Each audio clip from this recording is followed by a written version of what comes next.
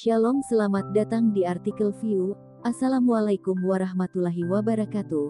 Hai sahabat Ariel Wibowo, apa kabar kalian semuanya? Semoga kalian baik-baik saja. Untuk teman pekerja yang jauh perantau dalam negeri atau di luar negeri, yang jauh dari keluarganya seperti admin, semoga kalian semuanya dilindungi dan diselamatkan dalam pekerjaan masing-masing. Dan untuk sahabatku yang bersama keluarganya, semoga kalian sehat selalu dalam lindungannya. Amin. Episode 122, kisah seorang CEO muda yang berpura-pura culun. Ariel hari ini dalam suasana hati yang buruk, karena dia bermasalah dengan masalah kembali ke keluarga Wibowo, jadi tentu saja dia tidak akan baik kepada wanita tua itu, dari bahasa keluarga Wijaya. Sebelum perubahan, Ariel mungkin tidak akan membalasnya. Bagaimanapun, hal-hal telah terjadi, dan tidak masalah baginya untuk mengeluh beberapa patah kata, tetapi dia sedang tidak ingin mendengarkan wanita tua itu. "Nenek, ini bukan salahku, jadi aku tidak akan mengakuinya," kata Ariel tegas. Wanita tua itu sangat marah karena Ariel berani berbicara di depannya. Melihat situasi ini, Lina di samping menjadi cemas. Meskipun mereka sekarang tinggal di villa di lereng gunung, keluarga mereka masih harus bergantung pada keluarga Wijaya untuk mencari nafkah. Bagaimana jika wanita tua itu tidak bahagia dan mempersulit Kauri di tempat kerja? "Ariel, minta maaf pada nenek. Bagaimana kamu bisa memberitahu nenek dengan sikap seperti itu?" kata Lina. Ariel mengabaikan Lina, tetapi berkata kepada wanita tua itu, "Jika saya berlutut untuk Andika, apakah Anda menerima begitu saja? Bukankah normal bagi kamu untuk berlutut sebagai bajingan yang tidak berguna?" Wanita tua itu tidak ragu-ragu mengatakannya. Ariel tersenyum dingin dan berkata, "Kalau begitu, mengapa saya harus meminta maaf kepada Anda? Oke, saya bisa mengabaikan masalah ini, bagaimanapun juga, itu sudah terjadi. Tapi kamu harus menebus rasa malu keluarga Wijaya di perjamuan," kata wanita tua itu. Mengubahnya. Ariel senyum main-main di sudut mulutnya dan bertanya, "Aku tidak tahu bagaimana nenek ingin aku menebusnya." Bantu keluarga Wijaya mengucapkan beberapa kata bagus di depan Nicholas. Yang terbaik adalah membiarkan lelaki tua itu mengakui status keluarga Wijaya di Bandung.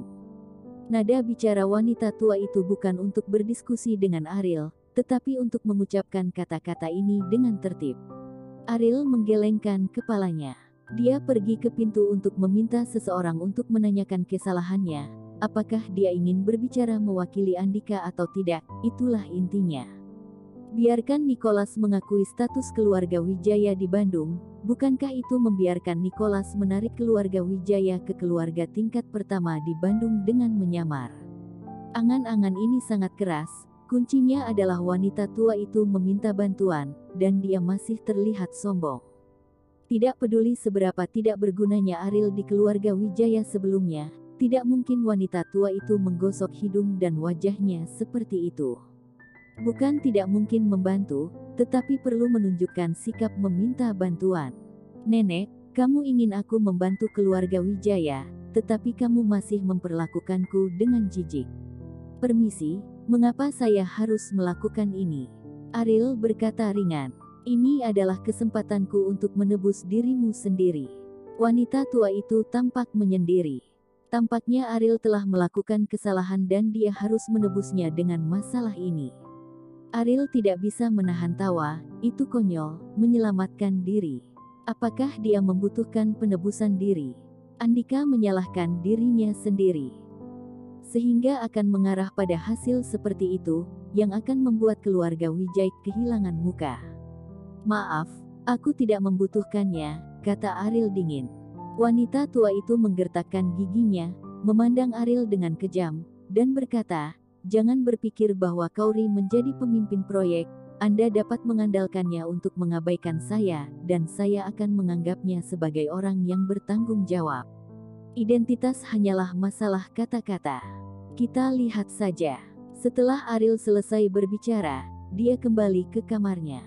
Ancaman wanita tua itu konyol. Identitas orang yang bertanggung jawab atas Kauri terkait dengan kelangsungan hidup keluarga Wijaya. Apakah dia berani melakukan ini? Akankah dia berani mempertaruhkan masa depan keluarga Wijaya karena saat-saat marah dia tidak dan tidak punya nyali? Geraham belakang wanita tua itu akan hancur. Dalam 3 tahun terakhir, Ariel tidak melawan dan marah, tetapi karena Kauri telah mendapatkan posisi di perusahaan, sikapnya menjadi semakin arogan.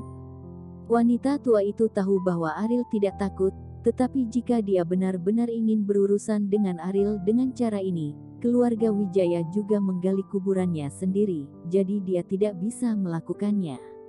Lina, ini menantumu yang baik. Bahkan dia berani mengabaikan aku, kata wanita tua itu kepada Lina dengan dingin. Orang yang paling ditakuti oleh Lina adalah wanita tua itu. Dia berkata dengan suara dingin, "Bu, saya juga ingin Kauri menceraikannya," tetapi Kauri menolak. Di masa lalu, wanita tua itu tidak membiarkan perceraian Kauri dan Ariel karena demi kehormatan keluarga Wijaya, tidak ingin keluarga Wijaya menjadi lelucon lagi di Bandung. Tapi sekarang Ariel sangat arogan, wanita tua itu mau tidak mau ingin mereka bercerai. Karena begitu Kauri dikendalikan oleh Ariel di belakangnya, itu akan menjadi ancaman besar bagi keluarga Wijaya. Tapi, wanita tua itu harus mengakui bahwa Ariel saat ini masih memiliki nilai guna tertentu untuk keluarga Wijaya. Tidak peduli bagaimana dia berteman dengan Nicholas, setidaknya Nicholas benar-benar menghargai dia sekarang. Keluarga Wijaya dapat memanfaatkan ini untuk lebih dekat dengan keluarga Nicholas, yang akan memungkinkan keluarga Wijaya untuk menghindari jalan memutar dalam perjalanan ke keluarga aristokrat tingkat pertama. Aku akan memberimu 3 hari, katakan pada Kauri untuk membujuk Ariel melakukan ini, jika tidak, kamu tidak akan memiliki kehidupan yang baik di masa depan. Wanita tua itu mengancam. Lina mengangguk seperti ayam yang mematuk nasi, dan berkata, "Bu, jangan khawatir, aku akan membiarkan Kauri melakukannya. Tidak ada yang akan mendengarkan gelandangan ini, tetapi apakah dia tidak berani mendengarkan Ariel? Bagaimanapun, itu adalah mimpinya seumur hidup." Terkadang wanita tua itu juga bertanya-tanya apakah Kauri akan mengambil inisiatif untuk mengundangnya tinggal di villa jika dia lebih baik kepada Kauri sebelumnya. Namun, mengingat Kauri hanyalah seorang putri, di masa depan, Andika harus menjadi ketua keluarga Wijaya. Wanita tua itu akan menyerah. Adapun villa ini, jika ada kesempatan, wanita tua itu akan mengambilnya dari Kauri dan membiarkan Andika tinggal di sini di masa depan. Semua, dia adalah masa depan keluarga Wijaya. Bagaimana Kauri bisa tinggal di sini? Ketika wanita tua itu kembali ke villanya, dia melihat Andika duduk di ruang tamu dengan ekspresi marah di wajahnya. "Andika, kenapa kamu ada di sini?" tanya wanita tua itu. Andika berdiri, tampak ragu-ragu untuk mengatakan apa-apa. "Jika kamu ingin mengatakan sesuatu, katakan saja," kata wanita tua itu. "Nenek, jangan biarkan Ariel menjadi sombong lagi, dia tidak menganggap kita serius lagi," kata Andika. Wanita tua itu juga sangat marah ketika dia menyebutkan ini. Sikap Ariel terhadapnya barusan sombong, tetapi sekarang status Kauri sangat penting, bahkan wanita tua itu hanya bisa menanggungnya. Kauri bertanggung jawab atas proyek global.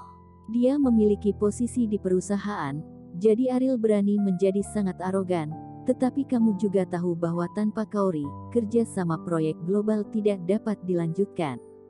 Wanita tua itu berkata. Andika sangat jelas tentang ini. Sejak kejadian terakhir, Andika tidak pernah berpikir untuk menggantikan posisi Kauri. Bagaimanapun, kerjasama ini menentukan masa depan keluarga Wijaya. "Nenek, alasan mengapa dia begitu arogan adalah karena kamu terlalu berhati lembut, dan kamu belum menekan kesombongan Kauri. Aku tahu, kamu tidak ingin membuat segalanya terlalu buruk. Bagaimanapun, Kauri telah membantu banyak keluarga Wijaya, dan dia juga cucumu, tapi bisa menjadi orang jahat," kata Andika. Wanita tua itu mengerutkan kening ketika dia mendengar kata-kata itu. Apakah dia di sini untuk menjadi orang jahat? Kamu tidak ingin aku memberimu posisi ketua sekarang, kan? Kata wanita tua itu. Nenek, hanya ketika saya menjadi ketua, saya dapat benar-benar menekan Kauri dalam hal identitas, dan bukankah menurut Anda Kauri telah dikendalikan oleh Ariel? Sekarang Kauri dengan sengaja menunjukkan Ariel di depan kita. Sikap acuh tak acuh, ambisi serigalanya, tidakkah kamu tahu, pasangan ini bertindak di depanmu? Kauri ingin kamu salah mengira hubungannya dengan Ariel tidak dekat, dan ingin kamu lebih memperhatikannya. Kata Andika bersemangat. Dia tidak sabar untuk menjadi ketua, karena hanya dengan duduk di posisi ini dia akan memiliki hak yang lebih besar untuk berurusan dengan Kauri dan Ariel. Tidak, wanita tua itu menolak dengan tegas. Meskipun ketua akan jatuh di kedak Andika di masa depan, tetapi sekarang wanita tua itu tidak dapat menerimanya. Meskipun dia lebih suka Andika, dia sangat jelas tentang kemampuan Andika. Andika tidak memiliki kemampuan untuk mengelola seluruh perusahaan. Jika perusahaan diserahkan kepadanya saat ini, itu bukan saat yang tepat untuk keluarga Wijaya.